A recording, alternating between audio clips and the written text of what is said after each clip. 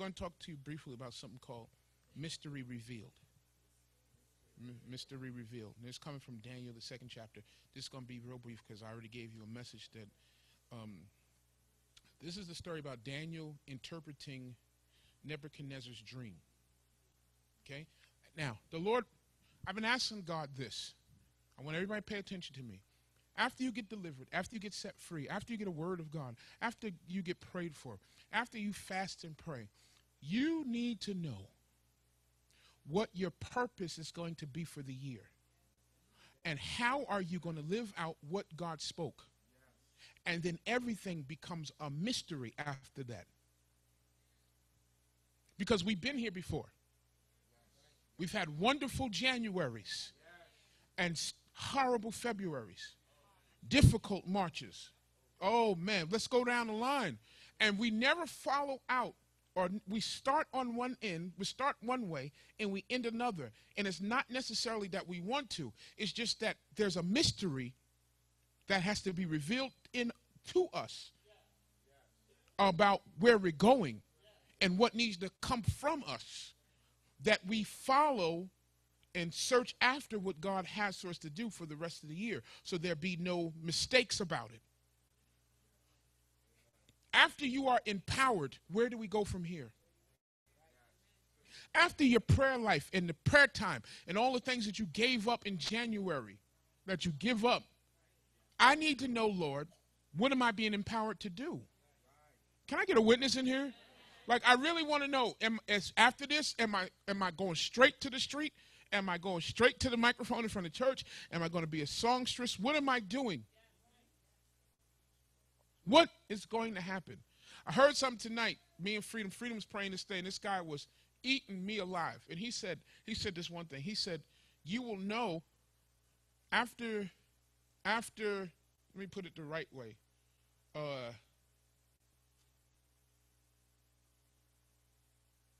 I'll give you my interpretation of what he said. We are human beings, right? We are ever in the state of being, right? But when Jesus comes into us, we go from being to doing. So we go from human beings to humans doing. If you want to know your purpose in God, when we ask you about Jesus, to explain Jesus, how you explain Jesus is what you should be doing for him. When you talk about the Lord, what's the first thing that comes out of your mouth? And that's your ministry. Because that's the interpretation of Jesus in your spirit. Now, I put my little spin on it. But think about it. When I ask myself the question, what comes to my mind? I'm always talking about deliverance, healing.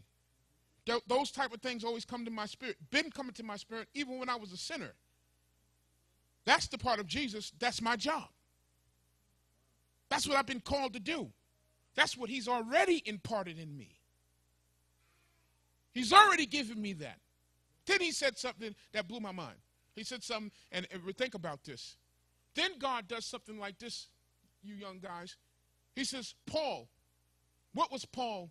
He was educated as a Jew. He was the perfect Jew.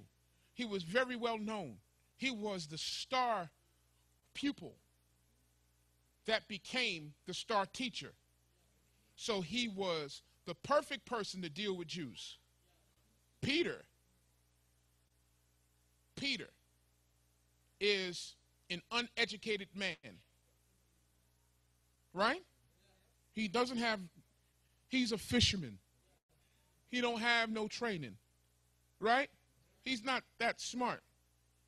So what God does is he takes Paul and sends him to the Gentiles. And Peter to the Jews. God will always work opposite of where you think you belong. I should go home on that. You think, oh, I should be with these people because I grew up that way. And God says, no, I don't care how you grew up. Go to where you cannot explain. My wife said something to me, and this makes very sense. My wife said to me, every job I get, they always promote me and put me in places where they never trained me. And I said, that's not their fault. It's what God is doing to you. God is trying to show you something. that wherever he places you, he has already anointed you to complete the task. And the people, when they look at you, they already see the finished product.